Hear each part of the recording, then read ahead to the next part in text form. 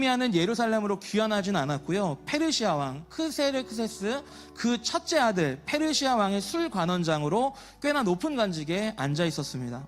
그런 그가 궁에 있을 때에 오늘 읽었던 1절에서 2절에 형제들의 소식을 들어요. 바로 예루살렘에 있는 이들이 큰 환난과 능욕을 당하고 예루살렘 성은 허물어지고 성의 문들은 불탔다는 이야기를 3절 가운데도 하고 있습니다.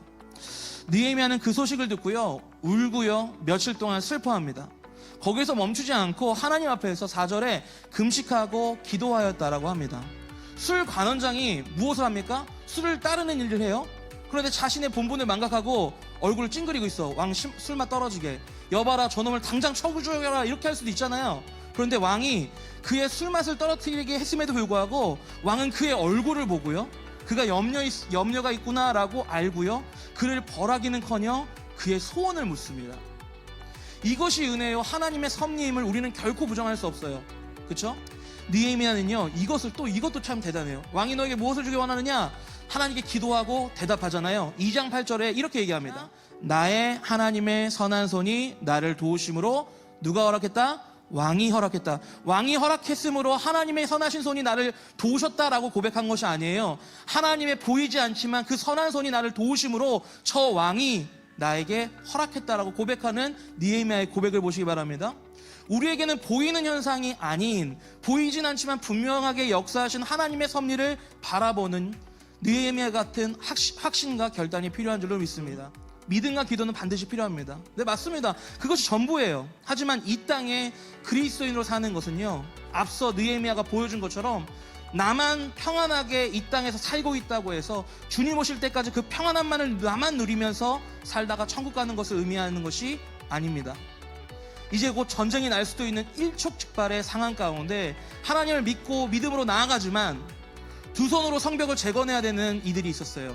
그들은 갑작스럽게 전쟁이 일어날 경우 미처 허리춤에 찬 칼을 들지 못해서 대적들의 공격을 당해서 죽임을 당할 수도 있습니다.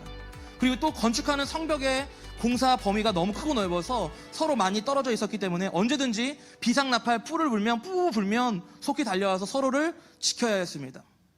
그렇게 서로를 함께 지키고 보호하기 위해서 그들은 칼을 쳤습니다. 한 손에는 하나님의 언약의 성취를 이루기 위해서 벽돌을 들고, 한 손에는 나의 공동체를 지키고 보호하기 위해서 칼을 찼습니다. 느헤미야와 이스라엘 백성들은 그렇게 함께 하나님의 언약을 성취해 나갔습니다. 그리고 무엇보다 그들은 진리가 무엇인지 분명하게 알고 있었습니다. 우리 4장 20절 함께 읽겠습니다. 우리 하나님이 우리를 위해서 싸우시리라. 아멘. 오늘 느헤미야를 통해서 여러분은 무엇을 깨달으셨습니까? 우리는 공동체의 고통을 함께 공감하며 거기에 멈추지 않고 금식과 기도함으로써 자신의 고위관료직을 포기하고 하나님의 백성을 향해 결단하며 나아간 느헤미야를 살펴보았고요. 또 느헤미야의 기도와 결단의 걸음걸음마다 여전히 함께 하시는 살아계신 하나님의 섭리를 경험했습니다.